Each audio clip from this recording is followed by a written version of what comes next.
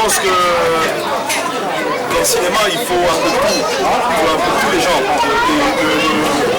Et ce qui est bien, c'est qu'il y ait des personnes qui veulent raconter différentes histoires.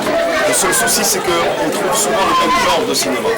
Et je pense que pour que ça soit éclectique et pour pouvoir parler à tout le monde, il faut diversifier les genres de cinéma. Il faut avoir de l'action, il faut avoir des films d'auteur, des films dramatiques, de la romance, de la science-fiction, du fantastique.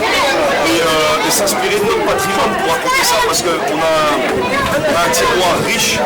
Moi, je trouve que le Maroc, c'est une caverne d'Alibaba au niveau du patrimoine culturel. Et on a où puiser. Donc on peut raconter ce qu'on veut et de la manière qu'on veut. Donc voilà, c'est pour ça que je raconte aujourd'hui l'histoire d'un super-héros marocain. Ah, c'est lui, super. Ouais, c'est vrai, mais non, mais lui, il est un petit peu plus musclé. Est-ce que je parle du comédien ou du personnage? Les deux. Alors, depuis longtemps, je pense que depuis longtemps, j'ai toujours voulu raconter l'histoire d'un personnage ordinaire qui est extraordinaire. Et justement, il y a beaucoup de super-héros au quotidien au Maroc. Il y a beaucoup de super-héros au quotidien, mais on n'a pas eu ça dans le cinéma. Et il faut qu'on puisse avoir des super-héros et qu'on puisse justement permettre aux Marocains de s'identifier à ce type de super-héros. Ce personnage, c'est un personnage simple et modeste. C'est un mec, c'est un hacker, c'est un petit génie informatique qui n'a pas fait de grandes études. Mais comme beaucoup de Marocains, ils sont très intelligents et ils apprennent vite. On voit que des Marocains parlent plusieurs langues, alors qu'ils n'ont même pas fait d'études. Et on a beaucoup de Marocains qui sont génies en informatique, etc. et qui sont très très bons. Donc pourquoi ne pas avoir justement un super-héros marocain et s'inspirer d'un personnage lambda. Et depuis longtemps, j'ai toujours voulu raconter quelque chose de positif, tirer les gens vers un objectif et tirer les gens vers le haut. Et parler des mots MAUX de la société, mais de manière complètement différente. Et là, aujourd'hui, on a l'occasion de le faire avec un film de super-héros et raconter, divertir les gens et en même temps leur passer des messages, parce qu'il y a, l'air de rien, énormément de messages à travers cette histoire-là. Et notre personnage, notre super-héros, va être interprété par le magnifique et modeste artiste qui est l'artiste, justement, Youssef Akhdib, qui est plus connu sous le nom de l'artiste. Voilà. Alors justement, pour ne pas tomber dans les clichés, moi je cherchais pas un mec méga musclé, je cherchais pas un musclore, je cherchais pas des gens qui fassent du bodybuilding. Je cherchais justement une personne simple et modeste, et une personne qui, quand on le voit, on peut s'y identifier.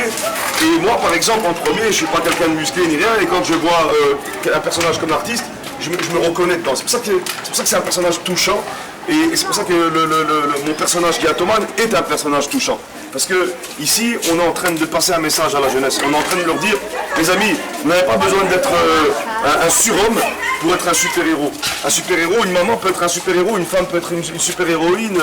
Le gardien de voiture, quand il dans la rue, il surveille notre voiture toute la nuit et il veille à ce qu'elle n'ait pas d'incident, c'est un super-héros. Je veux dire, tous les gens de la vie quotidienne sont des super-héros. Il n'y a qu'à regarder autour de nous.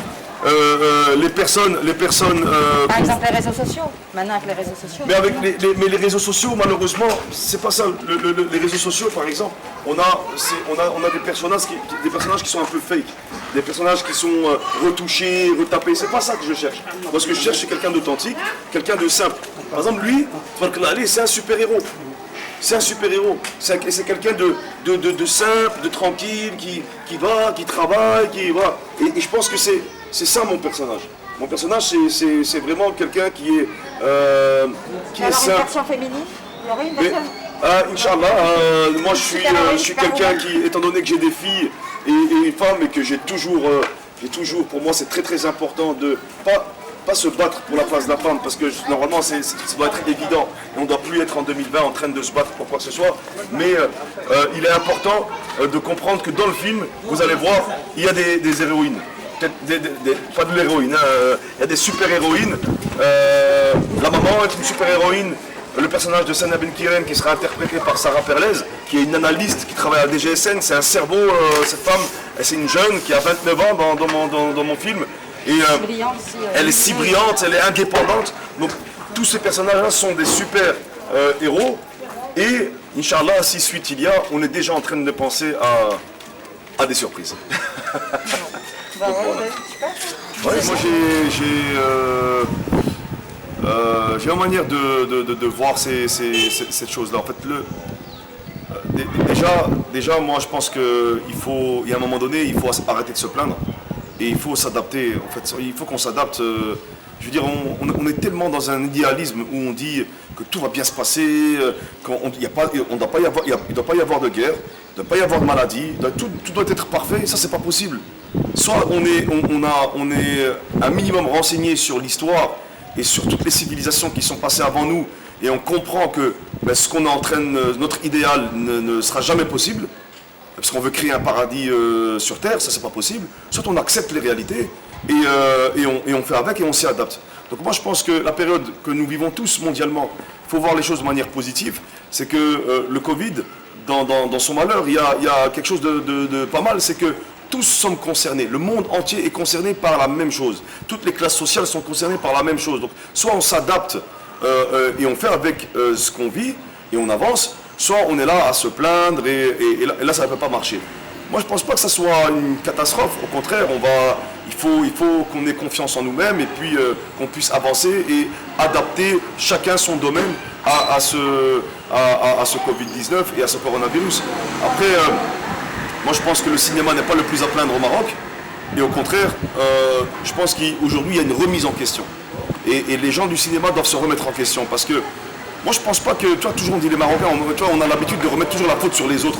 Oui, les Marocains ne veulent pas avoir de films, c'est faux ça.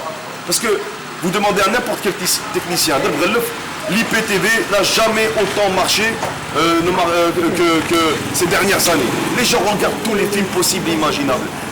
Ils regardent du Netflix, piraté ou pas, on s'en fout, ça c'est un autre discours. Mais ils regardent, là on parle de l'amour du cinéma, l'amour du film. Les gens regardent des films turcs, ils regardent des films coréens, ils regardent de tout genre de films. Ils regardent au cinéma. Pourquoi ils regardent tous ces genres de films? Pourquoi ils regardent des films à travers le monde? Parce qu'on leur propose la différence, on leur propose des genres différents. Si moi je vais au cinéma, avec mes enfants ou sans mes enfants, en couple ou sans couple, peu importe. Si je vais au cinéma, je veux avoir le droit d'avoir le choix.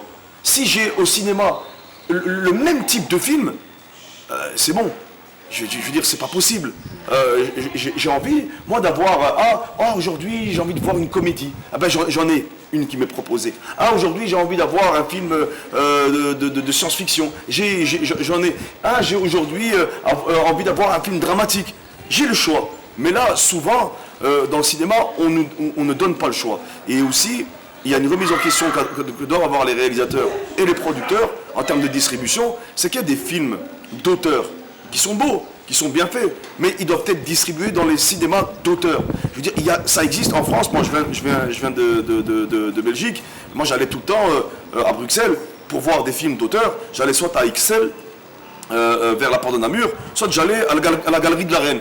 Là où les films d'auteurs sont distribués, sont exposés. C'est-à-dire qu'il y a des salles de cinéma prévues pour ça. Et on a une cible qui va voir ce type de film-là. On ne peut pas imposer des films qui sont compliqués et complexes à tout le monde et concurrencer dans une grande salle, un Mégarama ou autre, concurrencer un film blockbuster avec un film d'auteur. Parce que ça n'existe nulle part. Quand on va en France, quand on va en Belgique, quand on va aux États-Unis, peu importe. Donc en fait, pour vous, il faudrait plusieurs types de salles de cinéma pour plusieurs types de films. Pas spécialement que les salles de cinéma. Ça ne marche pas. Le cinéma ne marche pas au Maroc. Aujourd'hui, c'est-à-dire, les gens ne vendent pas au cinéma. C'est peut-être pas ça. Si, ils vont au cinéma, mais si tu leur proposes, il faut leur proposer. Regardez, il y a des films qui marchent. Donc en fait, c'est le choix qui n'est pas... Crois-moi, que si le cinéma ne marchait pas, aucun film américain, aucun film étranger ne serait distribué ici. Aucun. On a plein de films égyptiens qui sont distribués ici. Parlez aux distributeurs et vous allez voir. Plein de films. Donc pourquoi tous ces films. Tu crois vraiment que si ça marchait pas, que les Américains auraient eu besoin du Maroc pour distribuer leurs films? Mais non, le distributeur sait qu'il y a un marché potentiel au Maroc, mais parce que ce qu'on leur propose est de la diversité. Et si on leur propose à chaque fois des films qui sont les mêmes, qui ne sont pas aboutis pour la plupart, c'est un problème. Moi je dis juste une chose, il faut de la diversité. Et il faut des cinémas spécialisés comme il se fait partout. Au lieu que certaines salles pleurent parce qu'elles sont vides, ben qu'elles se spécialisent. Moi je veux dire sincèrement, je vais aller dans une salle de cinéma qui est tout petite, il y a 10 personnes, la projection n'est pas top, le son n'est pas top. Je préfère choisir un multiplex qui est meilleur et où on va trouver une meilleure qualité de film et de son. Atoman, l'homme du vent, en fait, c'est le hak n'goulo Irgizin Waddo. Irgizin Waddo, c'est en berbère, ça veut dire l'homme du vent. Et Atto, il y en a qui vont dire Atto, mais d'autres vont dire Atto, ça se prononce normalement Atto, veut dire le vent. Donc c'est pour ça l'homme du vent. L'homme du vent, parce qu'il y a une origine, vous allez la comprendre dans le film, Inch'Allah, il y a toute une origine qui nous concerne à nous. Et on va puiser dans notre patrimoine pour raconter cette histoire. Voilà. Je pense que ce qui est important ici, c'est qu'il y ait une origine et notre patrimoine culturel et historique, ben, il est amazighi aussi. Et ça, c'est très très important. Et les Amazirs ne s'arrêtent pas au Maroc, hein. Je parle de l'Afrique du Nord, moi. C'est pas moi, ce super-héros, il est marocain de surcroît parce que Atoman vient du Maroc aujourd'hui en 2020, ce territoire-là, nous l'appelons le Maroc, mais il est aussi maghrébin, il est aussi africain, et ça c'est important.